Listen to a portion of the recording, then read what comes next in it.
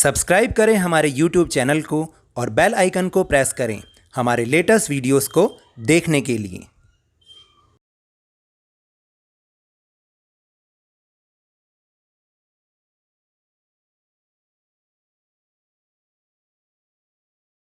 Hello and welcome to Lavneesh sir की class.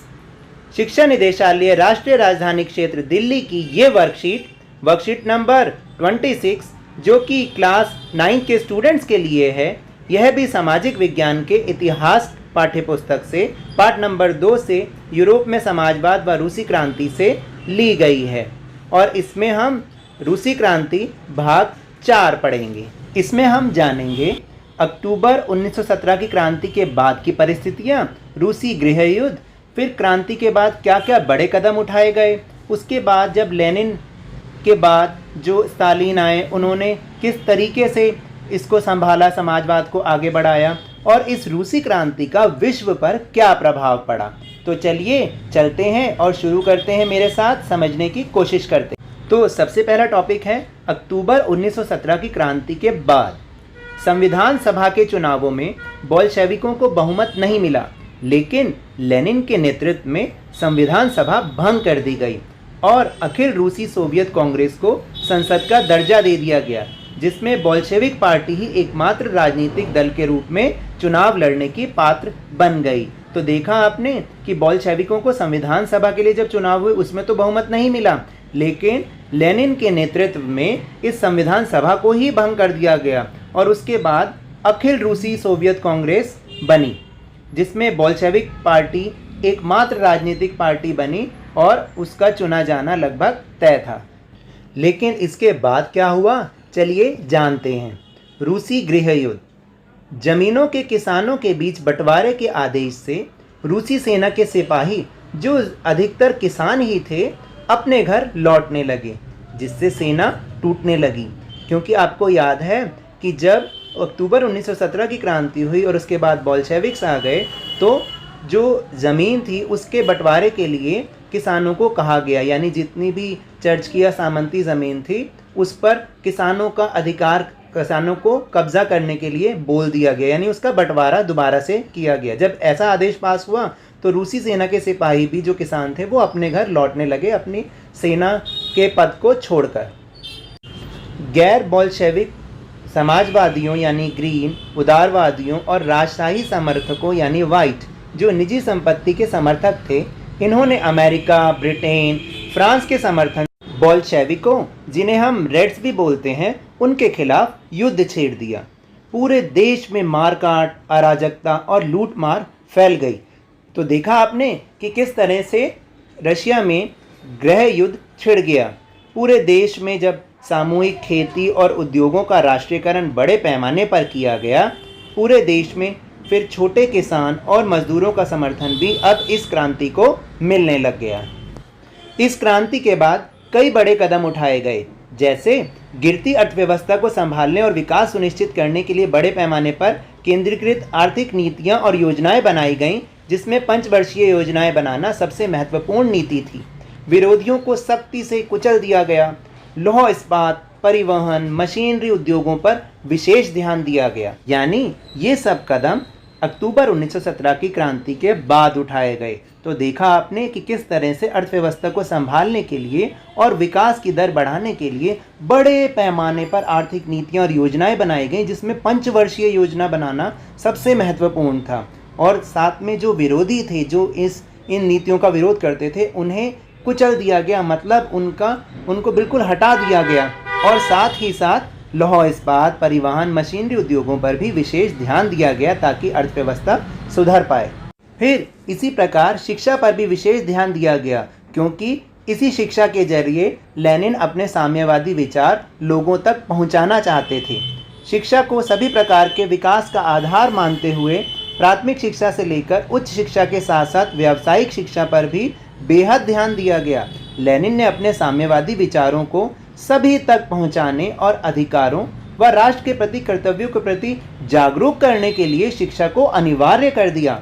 मजदूरों के लिए आवास और महिलाओं के लिए बालवाड़ी व समान वेतन का प्रावधान भी किया गया। तो देखा आपने कि इन सुधारों में शिक्षा भी एक महत्वपूर्ण सुधार था, क्योंकि इसमें प्राथमिक शिक्षा से लेकर व्यावसायिक शिक्षा पर भी बेहद ध्यान दिया गया और राष्ट्र के प्रति साम्यवादी विचारों को फैलाने और राष्ट्र के प्रति लोगों को जागरूक करने के लिए शिक्षा को सभी के लिए अनिवार्य कर दिया गया। मजदूरों को शहरों में आवास की सुविधा दी गई, महिलाओं के लिए भी समान वेतन का प्रावधान किया गया। इन सब से इस क्रांति को मजदूरों और किसानों और आम लोगों का बहुत साथ मिला। फिर लेनिन के बाद शासन करने वाले स्टालिन ने तो और अधिक सख्ती से साम्यवादी विचारों को लागू किया। 1927 के बाद अकाल की स्थिति में नियंत्रित कीमतों के कारण किसानों और सरकार के बीच में भी टकराव शुरू होने लग गया। स्टालिन ने बड़े किसानों यानी कुलक से ज़मीनें छीन ली और छोटे किसानों से कृषि के आधुनिकीकरण करने के नाम पर ज़मीनें इकट्ठा कर सामूहिक कृषि, जिसे कोल खोज के रूप में विस्तृत खेती करने का भी आदेश दिया। तो देखा आपने कि किस तरह से उन्होंने बड़े किसानों से तो ज़मीनें छीन ली और छोटे किसानों को भी ज़मीनों को जोड़ के सामूहिकीकरण के कार्यक्रम को बढ़ावा दिया। लाखों लोग अकाल से मारे गए, 20 लाख से अधिक लोग निर्वासन यानी साइबेरिया में जेल में भेज दिए गए। इसके बाद अब हम समझेंगे कि रूसी क्रांति का विश्व पर क्या प्रभाव पड़ा। मेहनतकश लोगों द्वारा भी शासन किया जा सकता है, इसका प्रत्यक्ष उदाहरण रूसी क्रांति ने प्रस्तुत किया। सोवियत संघ के द्वारा समाजवाद को पूरे विश्व में मान्यता मिली और अब समाजवाद एक व्यापक उद्देश्य के रूप में स्थापित हो गया। समाजवाद के लिए मार्क्सवाद, लेनिनवाद, स्टालिनवाद ने नए उपायों और तरीके के लिए मार्ग दिखाया। और हमारे देश के संविधान में भी तो समाजवाद लाने की बात कही गई है ना, जानते हैं ना, क्योंकि हमारे देश के संविधान की जो प्रस्तावना है उसमें भी समाजवाद शब्द को शामिल किया गया है। तो रूसी क्रांति ने दिखा दिया कि किस तरह से जो मेहनतकश लोग होते हैं, जो आम इंसान होते हैं, उनके द्वारा भी देश पर शासन किया जा सकता है। इसी उद्देश्य को पूरी दुनिया में स्थापित किया गया। समाजवाद के लिए अब विभिन्न विचारधाराओं को भी मान्यता मिल गई है और इसका पूरी दुनिया पर प्रभाव पड़ा और बहुत से देशों ने समाजवाद को अपनाया है। तो ये तो थे हमारी आज की वर्कशीट के टॉपिक। अब चलिए चलते हैं अपने प्रश्नोत्तर की ओर। तो पहला प्रश्न है, रूसी क्रांति के बाद रूस में गृह युद्ध होने के क्या कारण थे? इसका उत्तर आपको इस वर्कशीट के पैराग्राफ नंबर 2 में मिलेगा, लेकिन हमें इसको पॉइंट्स में लिखना है। नंबर 1 पॉइंट, ज़मीनों के किसानों के बीच बंटवारे के आदेश से रूसी सेना के सिपाही, जो अधिकतर किसान ही थे, अपने घर लौटने लगे, जिससे सेना टूटने लगी। नंबर 2 पॉइंट, गैर बोल्शेविक समाजवादियों, ग्रीन, उदारवादियों, राजशाही समर्थकों यानी वाइट, जो निजी संपत्ति के समर्थक थे, इन्होंने अमेरिका, ब्रिटेन, फ्रांस के समर्थन से बोल्शेविकों यानी जिन्हें हम रेड्स कहते हैं के खिलाफ युद्ध छेड़ दिया और पूरे देश में मारकाट, अराजकता और लूटमार फैल गई। बस यहीं तक लिखना है। चलिए अब चलते हैं प्रश्न नंबर 2 पर। क्रांति के बाद अधिकतर किसान और मजदूर क्रांति के पक्षधर किन कारणों से बने?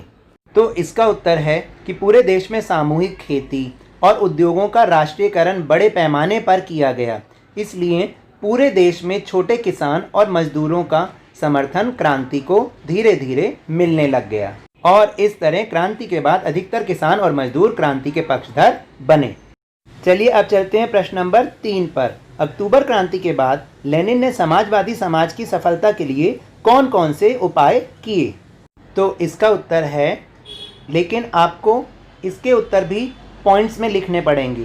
पॉइंट नंबर 1, गिरती अर्थव्यवस्था को संभालने और विकास को सुनिश्चित करने के लिए बड़े पैमाने पर केंद्रीकृत आर्थिक नीतियों और योजनाओं को बनाया गया, जिसमें पंचवर्षीय योजनाएं बनाना सबसे महत्वपूर्ण नीति था।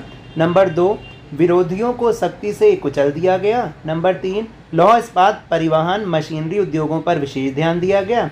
नंबर 4, शिक्षा को सभी प्रकार के विकास का आधार मानते हुए प्राथमिक शिक्षा से लेकर उच्च शिक्षा के साथ साथ व्यावसायिक शिक्षा पर भी बेहद ध्यान दिया गया। और नंबर 5, लेनिन ने अपने साम्यवादी विचारों को सभी तक पहुंचाने और अधिकारों व राष्ट्र के प्रति कर्तव्यों के प्रति जागरूक करने के लिए शिक्षा को अनिवार्य कर दिया। इसको आप छोटा करके भी लिख सकते हैं। मजदूरी के लिए आवास और महिलाओं के लिए बालवाड़ी व समान वेतन का प्रावधान किया गया। चलिए अब चलते हैं प्रश्न नंबर 4 पर। रूसी क्रांति के वैश्विक प्रभावों पर अपने विचार लिखिए। अब हम समझेंगे कि रूसी क्रांति का विश्व पर क्या प्रभाव पड़ा। नंबर 1 पॉइंट है, रूस में बोल्शेविकों ने जिस तरह सत्ता पर कब्जा किया था और जिस तरह उन्होंने शासन चलाया था, उससे यूरोप की समाजवादी पार्टियां सहमत नहीं थीं। लेकिन मेहनतकशों द्वारा राज्य की स्थापना की संभावना ने दुनिया के लोगों में एक नई उम्मीद जगा दी। नंबर 2 पॉइंट है, बहुत सारे देशों में कम्युनिस्ट पार्टी की स्थापना की गई। उदाहरण स्वरूप इंग्लैंड में communist party of great Britain तथा 1924 में भारत में भी एक कम्युनिस्ट पार्टी बनी थी। नंबर 3 है, रूसी क्रांति ने समानता पर आधारित समाजवादी समाज की स्थापना की घोषणा की। इसने लोकतंत्र की अवधारणा को स्थापित किया। बोल्शेविकों ने अफ्रीका, एशिया और अनेक औपनिवेशिक जनता को रूसी तर्ज पर प्रयोग करने के लिए प्रेरित किया। तो ये तो थी आज की वर्कशीट। अगर मेरे इस तरह समझाने से आपको थोड़ा सा भी समझ में आया हो तो इस चैनल को ज़्यादा से ज़्यादा सब्सक्राइब कीजिए, लाइक कीजिए और बहुत ज़्यादा शेयर कीजिए। और मेरे साथ इसी तरह वर्कशीट को समझते रहिए व ध्यान और मन लगाकर ज़रूर पढ़ते रहिए। धन्यवाद।